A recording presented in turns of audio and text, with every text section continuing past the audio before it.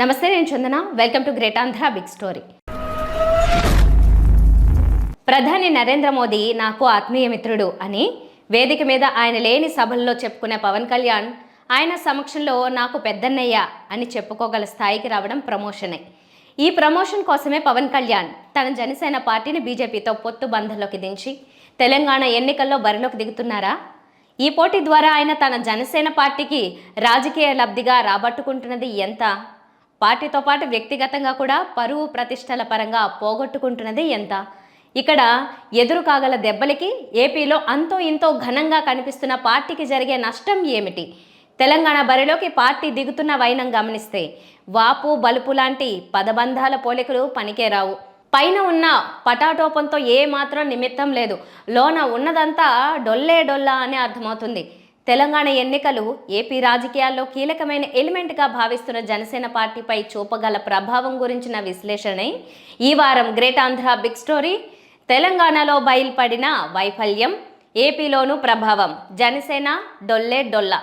రాజకీయ పార్టీలు తమ అస్తిత్వాన్ని నిరూపించుకోవటానికి ఈ భూప్రపంచం మీద ఉన్న ఏకైక మార్గం ఎన్నికలు మాత్రమే అని భావిస్తుంటాయి. నిజానికి రాజకీయ పార్టీలకు ఎన్నికలొక్కటే జీవిత పరమార్థం కానే కాదు. ఈ సత్యం అవగాహన చేసుకున్న పార్టీలు ఎన్నున్నాయి మనకు? వేళ్ల మీద కూడా లెక్కబెట్టలేం మనం. కనుచూపు మేరలో అలాంటివి కనిపించవు. రాజకీయ పార్టీగా అవతరించిన తర్వాత ప్రజలకు మేలు చేయటానికి తమ జీవితాన్ని అంకితం చేశామని, ప్రజాసేవలోనే జీవితం సమస్తం వెళ్లబుచ్చుతామని, ప్రజల కష్టాలను తీర్చడానికి చేసే పోరాటాల్లోనే తరించిపోతామని పార్టీ పెట్టిన ప్రతి రాజకీయ నాయకుడు చాలా ఘాటుగా సెలవిస్తూ ఉంటారు. కానీ వారు ఒక పడికట్టు పదబంధంలాగా వాడే ప్రజాసేవ అనే పదానికి అధికారం ఉంటే తప్ప సాధ్యం కాదు అనే ఇఫ్ క్లాజ్ జోడించి ఆత్మవంచన చేసుకుంటూ బతుకుతుంటారు.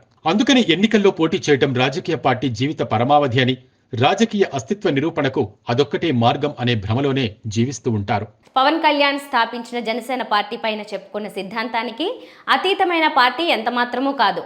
ఆత్మవంచనతో కూడిన ఇలాంటి సిద్ధాంతాన్ని పవన్ కళ్యాణ్ చాలా తరచుగా, దాదాపుగా ప్రతి మీటింగ్లోనూ ఘనంగా చెప్పుకుంటూ ఉంటారు. మీరు నా పార్టీని గెలిపించి అసెంబ్లీకి పంపి ఉంటే గనక నేను మీకోసం చాలా చేసి ఉండేవాడిని, ఇప్పుడు నేనేం చేయగలను అని ప్రశ్నించడం, ప్రజల్ని నిందించడం ఆయన తీరు. ఏపీలో ఒక్కడినైనా గెలిపించారు కదా, మరి అతను పార్టీలోనే నిలబడ్డా అంటే అతను మోసగాడు అన్నట్లుగా పవన్ కళ్యాణ్ మాట్లాడతారు.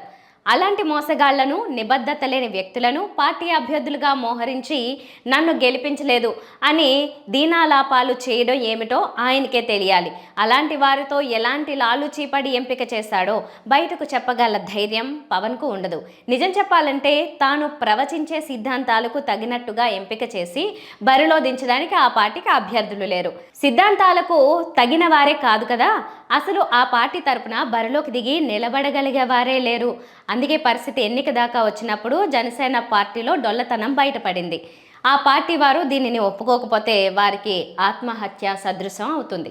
తెలంగాణ రాజకీయాల్లో కొన్ని పార్టీలు ప్రబలంగా ఉన్న నేపథ్యంలో మరికొన్ని పార్టీలు తమ అస్తిత్వాన్ని పూర్తిగా ఏపీకి మాత్రమే పరిమితం చేసుకున్నాయి. ఈ వరుసలో వైఎస్ఆర్ కాంగ్రెస్, తెలుగుదేశం ఉన్నాయి. నిజానికి జనసేన పరిస్థితి కూడా అంతే. కానీ పవన్ లో ఏదో ఆశ. తాను తెలంగాణలో నివాసం ఉంటున్నాడు కాబట్టి, తన సినిమాల షూటింగులు గరిష్టంగా అక్కడ జరుగుతాయి కాబట్టి, తన సినిమాల మార్కెట్ అక్కడక్కడ బలంగా ఉంటుంది కాబట్టి, ఆ రాష్ట్రంలో కూడా రాజకీయ అస్తిత్వాన్ని చాటుకుంటే కాస్త బిజినెస్ బాగుంటుందని ఊహ. పైగా ఆయన్ను, పార్టీని నమ్ముకుని తెలంగాణలో పార్టీ పెట్టిన నాటి నుంచి కష్టపడుతున్న నాయకులు కూడా అనేకులున్నారు. ఎన్నికల్లో కూడా పోటీ చేయకపోతే వారి పరిస్థితి ఏంటి? గెలుపు సంగతి తర్వాత, కనీసం ఎన్నికల్లోకి దిగితే తద్వారా దక్కగల ప్రయోజనాలు, సాధించగల అభివృద్ధిపై ఎవరి అంచనాలు వారికుంటాయి. మొత్తానికి పవన్ కళ్యాణ్ మౌఖిక అనుమతితో తాము తెలంగాణలో 32 స్థానాల్లో పోటీ చేయబోతున్నట్లుగా జనసేన ప్రకటించింది. స్థానాల జాబితాను వెలువరించింది. అక్కడి నుంచి మలుపుల రాజకీయం షురు అయింది.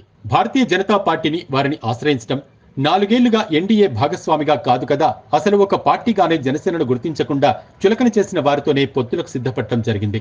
చాలా రోజులు నడిచిన పంచాయతీ తర్వాత 9, 10, 11 అంటూ లీకులు రాగా చివరికి జనసేన పార్టీకి 8 సీట్లను మాత్రం భాజపా కేటాయించింది. సీట్ల కోసం పట్టుబట్టడము, వాటిని పొందడము బాగానే ఉంది.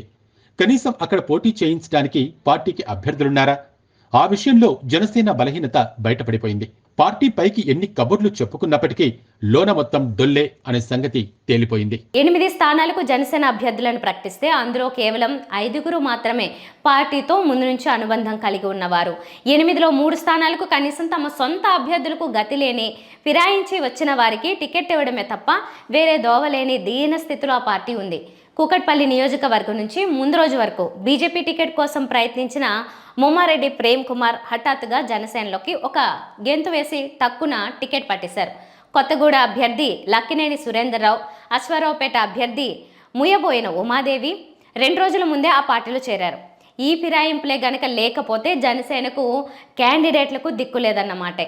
పవన్ కళ్యాణ్ లో ఇలాంటి వక్రమైన ఆలోచనలకు చంద్రబాబు నాయుడు గురువని చెప్పాలి. తన సొంత అవసరాల నిమిత్తం ఇతర పార్టీలతో పొత్తులు పెట్టుకునే సమయంలో ఆయన అనుసరించే అనేక వక్ర వ్యూహాలలో ఇది కూడా ఒకటి. పార్టీ టికెట్ కోసం తనను ఆశ్రయిస్తున్న వారిని పొత్తులు పెట్టుకుంటున్న పార్టీలోకి చేరాల్సిందిగా మార్గదర్శనం చేయటం, ఆ ఫలానా పార్టీలో చేరిన తర్వాత వారు కోరిన స్థానాన్ని ఆ పార్టీకి కేటాయించడం అనేది చంద్రబాబు తెలివితేటలు. ఇందుకు ఒక మంచి ఉదాహరణ కూడా ఉంది. 2014 ఎన్నికల సమయంలో పవన్ కళ్యాణ్ కు దగ్గరి మిత్రుడైన Kamineni Srinivas Telugu Desam party MLA ticket ఇప్పించాల్సిందిగా పవన్ కళ్యాణ్ ను ఆశ్రయించారు. ఆటోమేటిక్ గా పవన్ తాను వెళ్లి చంద్రబాబు నాయుడును సంప్రదించారు. తనకు చాలా ఇంపార్టెంట్ ఆబ్లిగేషన్ అని కూడా చెప్పుకున్నారు. చంద్రబాబు నాయుడు చాలా తెలివిగా కామినేని శ్రీనివాస్ ను భారతీయ జనతా పార్టీలో చేరాల్సిందిగా గైడ్ చేశారు. ఆయన కోరుకున్న ఎమ్మెల్యే స్థానాన్ని పొత్తుల్లో భాగంగా ఆ పార్టీకి ఇచ్చారు.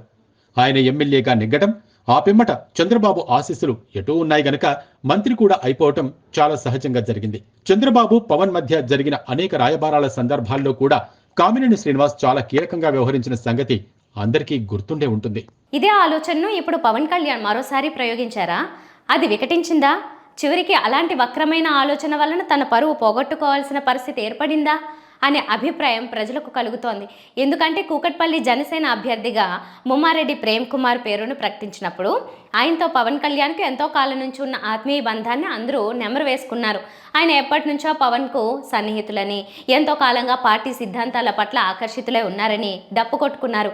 మరి అంత ప్రేమ ఉన్న ప్రేమ్ కుమార్ అప్పటిదాకా జనసేనలో ఎందుకు చేరలేదు? ముందు రోజు సాయంత్రం వరకు కూడా భారతీయ జనతా పార్టీలో ఉండి అక్కడ టికెట్ కోసం తీవ్ర స్థాయిలో ఎందుకు ప్రయత్నాలు చేశారు? జనసేనలో ఇలా చేరిన వెంటనే అలా టికెట్ ఎలా దక్కించుకోగలిగారు అనేది ప్రశ్న.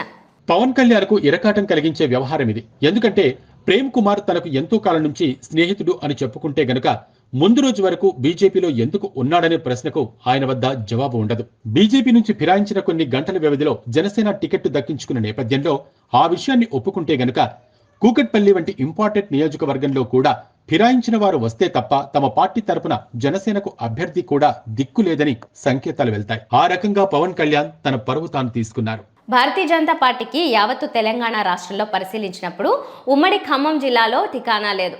కమ్యూనిస్టులకు బలమైన జిల్లాగా భావించే ఆ ప్రాంతంలో తమను పట్టించుకునేవారు లేరని గతంలో ఆ పార్టీ నాయకులే నిర్మోహమాటంగా చెప్పుకున్నారు. అందుకోసమే పొంగులేటి శ్రీనివాసరెడ్డి భారసాను వీడినప్పుడు ఆయనను ఆకర్షించి తమ పార్టీలో చేర్చుకోవడానికి అనేక ప్రయత్నాలు చేశారు. తాను పార్టీకి ఉపయోగపడడం మాత్రమేనా, పార్టీ తనకు ఉపయోగపడుతుంది కూడానా అని అనేక విధాలుగా తర్కించుకున్న పొంగులేటి తనను పార్టీ వాడుకుంటుంది తప్ప తనకు దక్కే ప్రయోజనం లేదని డిసైడ్ అయ్యారు. చేరడానికి నో అన్నారు. బీజేపీకి అది పెద్ద షాక్. కేంద్రంలో నరేంద్ర మోడీ అధికారంలో ఉన్నారు కనుక ఆయన మళ్ళీ అధికారంలోకి వస్తారనే ప్రచారం చేసుకుంటూ తాము ఎంత కొమ్ములు తిరిగిన వారినైనా రకరకాల తాయిలాలు చూపి ఆకర్షించగలం అనుకున్న వారికి ఈ తిరస్కారం మింగుడు పడలేదు. ఖమ్మం జిల్లాలో మా పార్టీకి బలం లేదు అని ఈటల స్వయంగా చెప్పుకున్నది కూడా ఆ సందర్భంలోనే. అలాంటిది జనసేనకు ఇచ్చిన 8 సీట్లలో 4 ఉమ్మడి ఖమ్మం జిల్లాలోనే బీజేపీ కేటాయించింది. తాము ఎప్పటికీ గెలిచే అవకాశం లేని ఖమ్మం, కొత్తగూడెం, వైరా, అశ్వారావుపేట స్థానాలను కేటాయించింది. ఆ రకంగా తాము డిపాజిట్లు కోల్పోయే స్థానాల సంఖ్యను తగ్గించుకోవడానికే బీజేపీ జనసేనతో పొత్తు పెట్టుకున్నదా అనే అభిప్రాయం ఉంది. ఆ జిల్లాలో దక్కిన 4 సీట్లలో 2 చోట్ల పవన్ కు కూడా అభ్యర్థులు లేరు. కొత్తగా చేరిన వారే దిక్కయ్యారు. తమకు గతి లేని జిల్లాను అభ్యర్థులకు కూడా గతి లేని జనసేన మీదికి నెట్టేసి బీజేపీ చేతులు దులుపుకుంది. దక్కిన 8లో 3 సీట్లను కొత్త వారికి కట్టబెట్టిన జనసేన పొత్తులు లేకుండా తాము ముందుగా ప్రకటించినట్టుగా 35 స్థానాల్లో పోటీ చేయాల్సి వచ్చి ఉంటే గనక మరెంతగా అభాసు పాలై ఉండేదో, అపహాస్యం పాలయ్యేదో అర్థం చేసుకోవచ్చు. తెలంగాణలో జనసేన పోటీ అనేది వికటించిన ప్రయోగం. ఇప్పటికే సగం నిరూపణ అయిన ఆ సంగతి డిసెంబర్ మొదటి వారంలో పూర్తి స్థాయిలో తేలిపోతుంది. తెలంగాణలో వచ్చినా పోయినా ఫరక్ పడదని పవన్ కళ్యాణ్ చేతులు దులుపుకోవచ్చు. కానీ ఆయనకు తెలియకుండానే ఈ పరిణామాల ప్రభావం ఏపీ రాజకీయాల మీద ఉంటుంది. అక్కడ పార్టీ బలహీనపడుతుంది. ఇందుకు అనేక కారణాలున్నాయి. ప్రత్యర్థి వైఎస్ఆర్ కాంగ్రెస్ పార్టీ జనసేన తెలంగాణ వైఫల్యాన్ని చులకన చేస్తూ పవన్ కళ్యాణ్ను అవమానిస్తూ సరపరంపరగా విమర్శలు కురిపిస్తుంది. ఇవన్నీ అర్థం చేసుకోవచ్చు. అసలే నోటి దూకుడు పుష్కలంగా ఉన్న కొందరు వైసీపీ నేతలు ఇక పవన్ కళ్యాణ్ రాజకీయ జీవితాన్ని ఏ రకంగా ఆడుకుంటారో అర్థం చేసుకోవచ్చు. ఇప్పటికే అక్కడ బీజేపీతో, ఇక్కడ తెదేపాతో పొత్తులతో అవకతవక ప్రయోగాలు చేస్తున్న పవన్ కళ్యాణ్ మీద మాటల దాడి బాగా పెరుగుతుంది. వారు ఎంతగా పవన్ ను తిట్టిపోసినా సరే వైసీపీ ద్వారా పవన్ కళ్యాణ్ కు జరిగే నష్టం చాలా తక్కువ. అసలు ప్రమాదం తెలుగుదేశం మరియు ఇతర మార్గాలలోనే పొంచి ఉంది. జనసేనను పవన్ కళ్యాణ్ ను అవకాశవాద ద్రోహి చింతన గలవారుగా ఏపీలోని తెలుగుదేశం అభిమానులు, ప్రధానంగా కమ్మవారు గుర్తిస్తారు. ఆ మేరకు ప్రచారం చేస్తారు.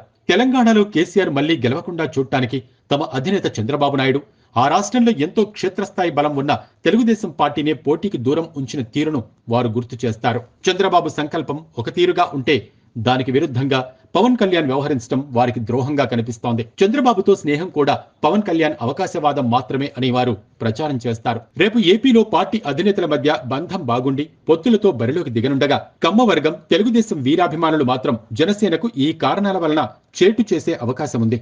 జనసేన అభ్యర్థులకు సహకరించే విషయంలో తేడా చేయటం, పైకి మెత్తగా కనిపించి లోలోన వారిని ఓడించడానికి ప్రయత్నించడం జరుగుతుంది. ఏపీలో ప్రభుత్వ వ్యతిరేక ఓటు చీలనివ్వనని ప్రతిజ్ఞ చేసి పొత్తులు పెట్టుకున్న పవన్ కళ్యాణ్ తెలంగాణలో మాత్రం అందుకు భిన్నంగా ఎందుకు వ్యవహరిస్తున్నారనే చర్చ వస్తుంది. తెలంగాణలో భారాసతో లాలూచి పడినదనే ఆరోపణలు ఎదుర్కొంటున్న భాజపాతో చేతులు కలపడం అంటే పవన్ కళ్యాణ్ కూడా కేసీఆర్తో లాలూచి పడడమే అని అనుకునేవారు పెరుగుతారు.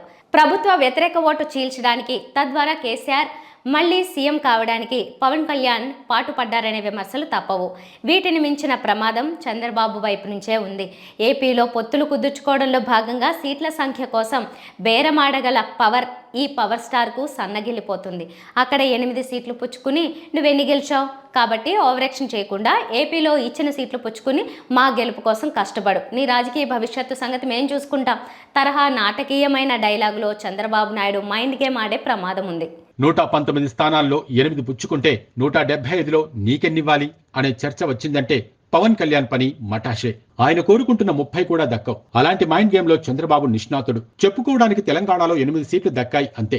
నిజానికి అభ్యర్థులు గతిలేని 3ను తీసేస్తే జనసేనకు దక్కింది 5 సీట్లే అనుకోవాలి. పంపకంలో ఈ దామాషా తెరపైకి వస్తే పవన్ కు గింగిరాలు తిరుగుతాయి. తెలంగాణ ఫలితాలను బూచిగా చూపిస్తూ పవన్ కళ్యాణ్ అడిగే సీట్ల విషయంలో చంద్రబాబు నాయుడు చాణక్యం ప్రదర్శిస్తారు. రాజకీయ అవగాహనలేమికి అతిపెద్ద నిదర్శనమైన పవన్ కళ్యాణ్ ఆయన ఎత్తుల ముందు ఖచ్చితంగా బోల్తా కొడతారు. ఇప్పటిదాకా చేసిన ప్రతిజ్ఞల నేపథ్యంలో పొత్తుల నుంచి వెనక్కు వెళ్లలేరు. నిజానికి వెనక్కి వెళ్తే ఏపీలో అన్ని చోట్ల అభ్యర్థులను వెతుక్కోవడానికి వారికి ఏడాది పడుతుంది. అలాగని పొత్తులతో ముందుకు వెళ్తే చంద్రబాబు నాయుడే పరమపద సోపాన పటంలో పెద్ద పాములాగా మింగేయటానికి సిద్ధంగా ఉంటాడు. అలా పవన్ పార్టీ ఏపీలో కూడా దెబ్బతినే ప్రమాదం ఉంది. రాజకీయ అవగాహన అధినేతకు లేకపోవడం అనేది పెద్ద నేరమో ఘోరమో కాదు. కానీ లేని బలాలను అతిగా ఊహించుకుంటూ రెచ్చిపోయి నిర్ణయాలు తీసుకోవడం మాత్రం ఆత్మహత్య సదృశ్యమే అవుతాయి. ఇప్పుడు తెలంగాణలో అలాంటి నిర్ణయాలతో రేపు ఏపీలో కూడా అలాంటి ఫలితాలను చవి చూడబోతూ పవన్ కళ్యాణ్ ఈ సిద్ధాంతానికి ఒక ఉదాహరణగా నిలుస్తారు. ఇది ఇవాల్టి బిగ్ స్టోరీ. మరిన్ని టాపిక్స్తో మళ్ళీ కలుద్దాం. నమస్తే.